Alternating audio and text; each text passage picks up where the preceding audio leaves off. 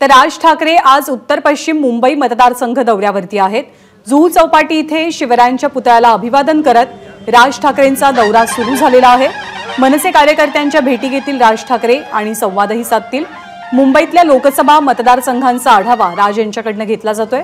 मुंबईमध्ये एकूण 6 मतदारसंघ आहेत आणि इथे अर्थातच शिवसेना आणि भाजप या दोन पक्षांची ताकद आपल्याला दिसून येते। हे 6ही मतदारसंघ शिवसेना भाजपच्या ताब्यामध्ये आहेत। काही जण उद्धव ठाकरेंच्या शिवसेनेतले आहेत, काही जण शिंदेंच्या शिवसेनेतले आणि भाजपचे अर्थात मुंबईतल्या मतदारसंघांवरती मोठं वर्चस्व दिसतं। मुंबईतल्या सर्व लोकसभा मतदारसंघांचा आढावा राज ठाकरेंकडून टप्प्याटप्प्याने घेतला जातोय। या दरम्यान ते कार्यकर्त्यांच्या भेटी घेतात, संवाद साधतात। त्यामुळे मुंबईतल्या एखाद्या जागेवरती मनसेचा उमेदवार राज ठाकरे देणार का याची चर्चाही रंगू लागली आहे।